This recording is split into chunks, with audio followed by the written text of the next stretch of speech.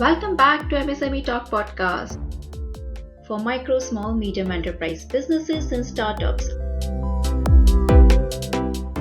This is episode number 62 of MSME Talk on Leather Industry Part 2.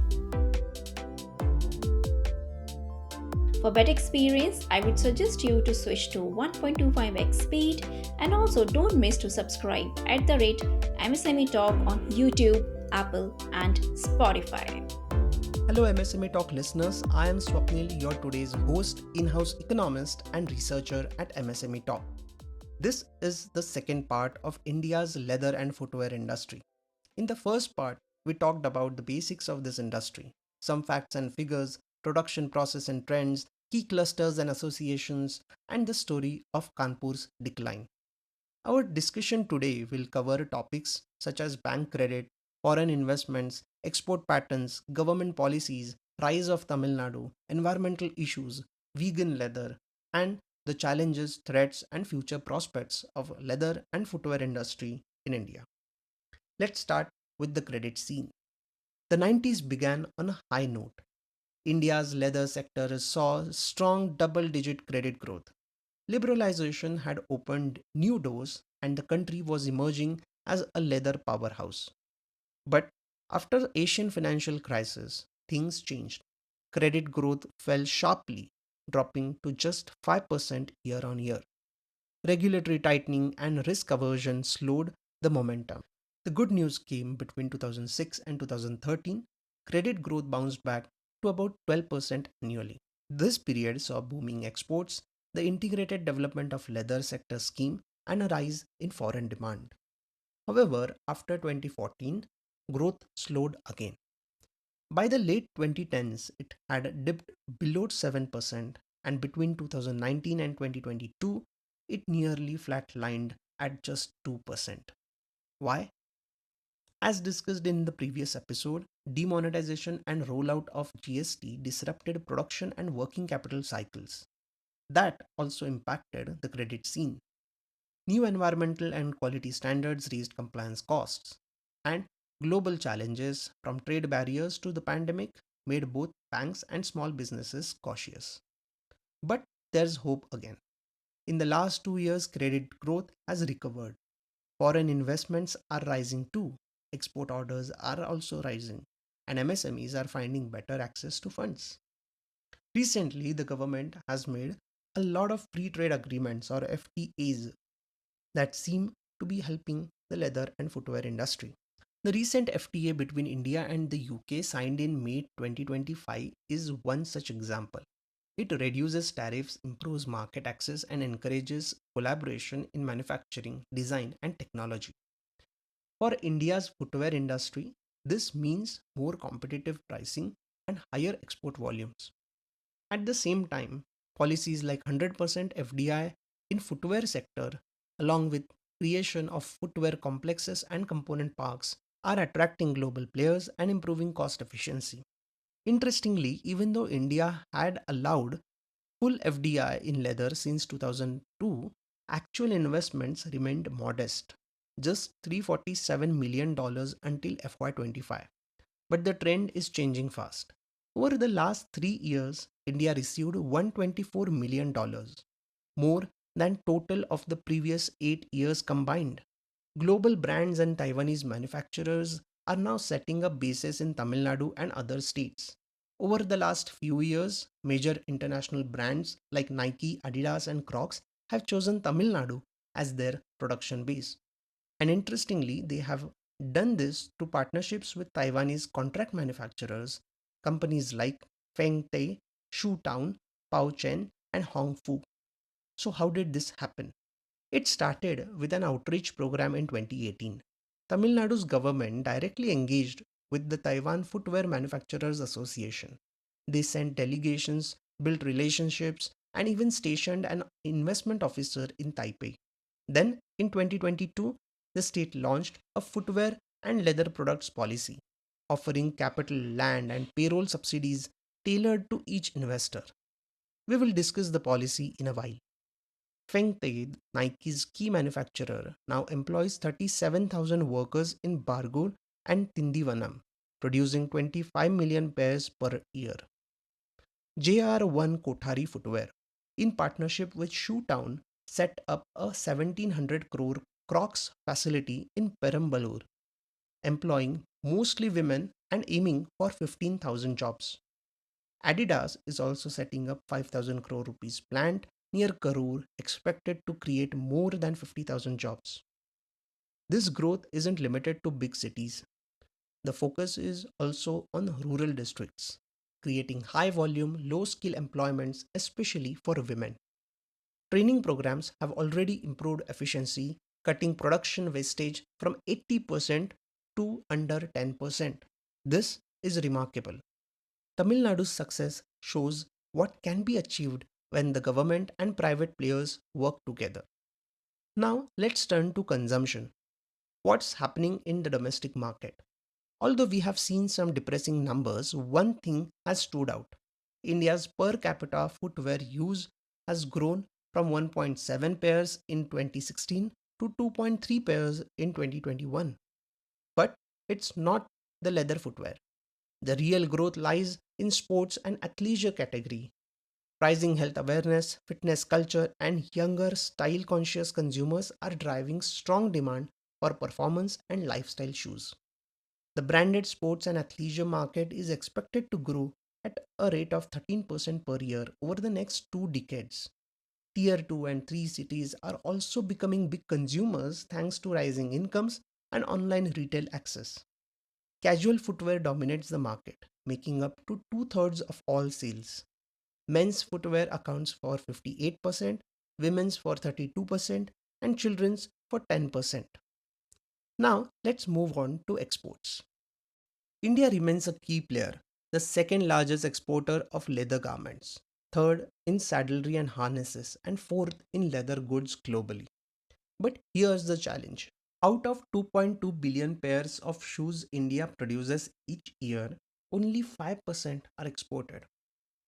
Leather exports fell from $5.3 billion in FY18 to $3.3 billion in FY21. Then it recovered marginally to $4.4 billion by FY25. Footwear exports followed a similar path, dropping from $2.9 billion to $1.9 billion and later stabilizing around $2.5 billion. The main issue is structural. Without better product quality, stronger branding, and greater efficiency, the sector could stagnate here. And we must understand that the competition is fierce, especially from China and Vietnam.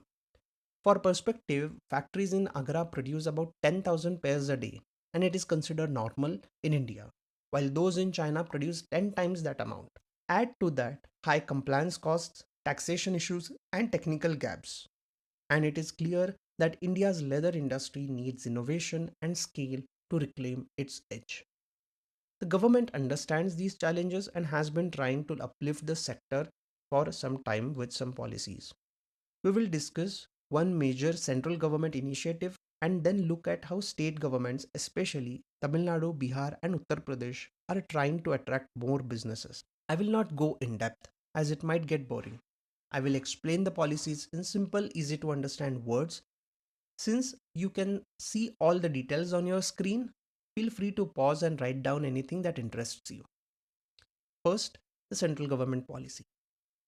The Indian Footwear and Leather Development Program is a national initiative under Ministry of Commerce and Industry operating from 2021 to 2026 with a budget of 1700 crore rupees.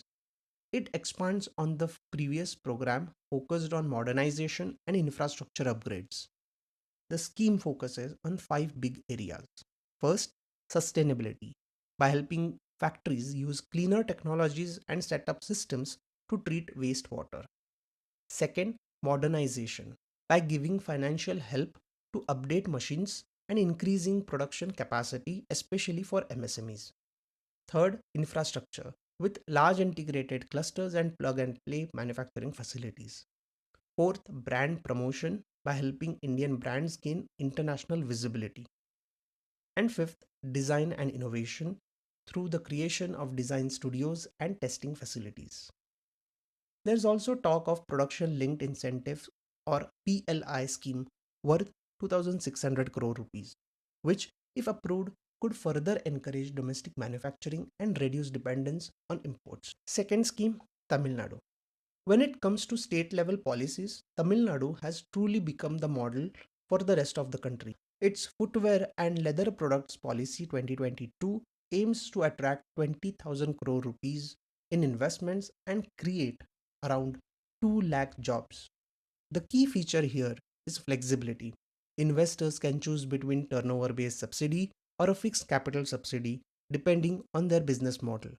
Beyond that, the policy offers whole range of smart incentives, training and employment subsidies, land and electricity cost concessions, SGST refunds, and support for green manufacturing. But what really stands out is the focus on inclusivity and rural development. The policy prioritizes women workers and aims to spread investments beyond major cities. Now, second state policy, Bihar, where Textile and Leather Policy 2022, which was updated in 2024, is helping the state catch up. The policy covers everything from textile and handlooms to leather, footwear, and accessories. What's notable here is the comprehensive incentive package, with subsidies on capital investment, power, interest, and even freight for exporters. It also places a strong emphasis on employment generation, offering significant subsidies linked to job creation, especially for local workers. Bihar's approach reflects a clear intent to make itself a competitive alternative for labor intensive industries that are looking beyond traditional hubs. And finally, there's Uttar Pradesh, home to Kanpur, once the leather capital of India. The state's footwear and leather development policy is designed to revive this legacy and make UP a global manufacturing base once again. The policy offers land and capital subsidies, stamp duty exemptions, and skill development incentives, along with cluster based infrastructure support for industrial parks and effluent treatment facilities. It also gives special importance to design innovation and intellectual property protection, which are critical for long term competitiveness. So, what more the government can do to strengthen this sector? Experts believe that while current policies provide good support, there's still room to improve in areas like quality control, research, and skill development. India could set up a dedicated testing and research center for materials such as synthetic soles, sustainable leathers, and adhesives. This could help manufacturers meet global standards more efficiently. Creating a specialized leather and footwear park with facilities for R&D, training, and production could also help connect new technologies with day-to-day manufacturing. The next phase of growth demands more than financial incentives. It's about building capacity and innovation. We need to create more examples like Tamil Nadu across the country to make the leather and footwear sector great again. But as the sector grows, it faces another set of challenges. We have talked about one challenge in earlier part, and that is balancing growth versus environment. One of the biggest issue facing India's leather industry today is its environmental footprint. Many tanneries still use old machinery and outdated processes which lead to inefficient use of water, chemicals and energy. Indian tanneries use 40 liters of water per square foot of leather, much higher than 12 to 15 liters used in developed countries. Chemical use is also 25 to 30% higher due to poor recycling and outdated technology. We have seen this play out most dramatically in Kanpur, which we discussed in the previous part. But increasingly, as Tamil Nadu's leather industry is progressing, the Vellore Ranipet Ambur belt is also facing these issues. The belt accounts for a large share of India's leather exports.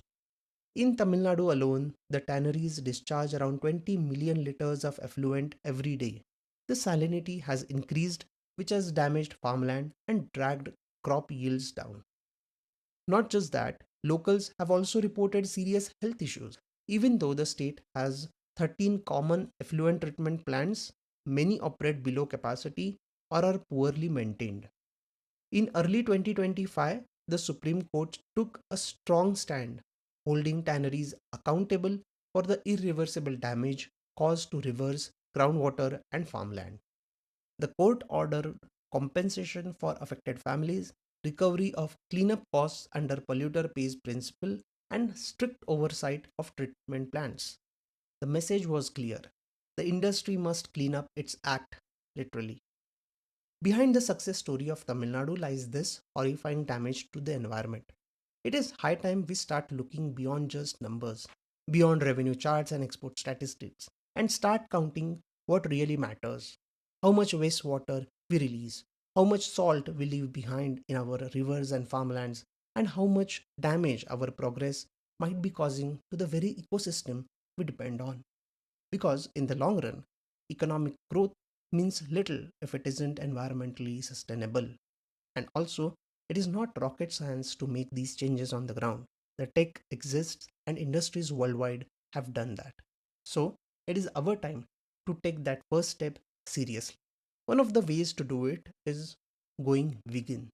As awareness about pollution and animal welfare grows, vegan and sustainable leather is also gaining traction.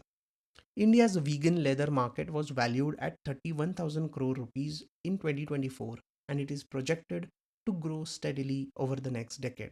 This includes materials made from apple waste, banana fiber, pineapple leaves, cactus, and even mushrooms. These alternatives are cruelty free, biodegradable, and use far less water and chemicals compared to traditional leather. Indian innovators are making impressive progress. Startups like Pool, Banoffee Leather, and Malai are using organic waste and plant based materials to produce sustainable leather substitutes. However, these materials are still more expensive to make.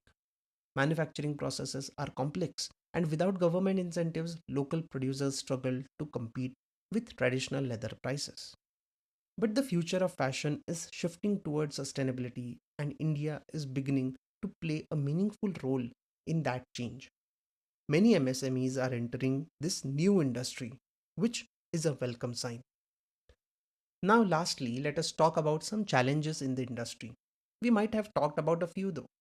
From the huge unorganized sector, high production costs and labor shortages, to outdated manufacturing capacity and a lack of branding, many issues restrict the leather and footwear industry from scaling.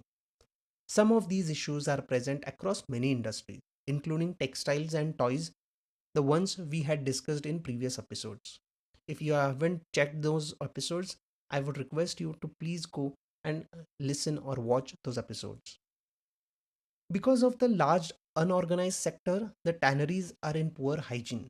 They have little ventilation and lighting, making working conditions unsafe. Then there's also tough competition from China and Vietnam, whose factories are more automated and efficient. Add to that issues like duty drawbacks, GST on shoe components, and high real estate costs. And it is easy to see why growth is not moving up. At the same time, larger players have one small complaint. Many MSMEs often get government incentives under various schemes, but larger and more organized manufacturers feel left out, which discourages expansion. Despite these hurdles, the outlook for Indian footwear and leather industry remains positive. India's per capita footwear consumption is currently 2.3 to 2.5 pairs a year, compared to 6 pairs in developed markets.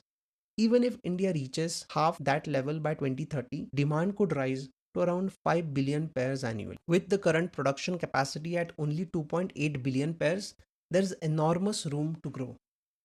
If India focuses on technology adoption, worker training, and brand building and balances it with environmental responsibility, India's leather and footwear industry would step confidently into a new era of global leadership. And I believe we can do it. That's it from our side on leather and footwear industry. Do listen to both the episodes on this topic and send us your feedback on connect@msmetalk.com. And if you like this episode, please don't forget to spread the word on social media. Thank you for listening.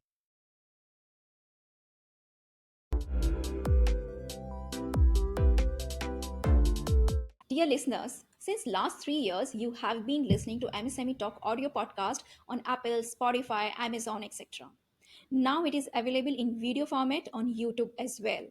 Also, I would like to tell that more information and updates are not covered on podcast, for which you have to ensure that you subscribe our newsletter and follow us on social media. Links are given in description.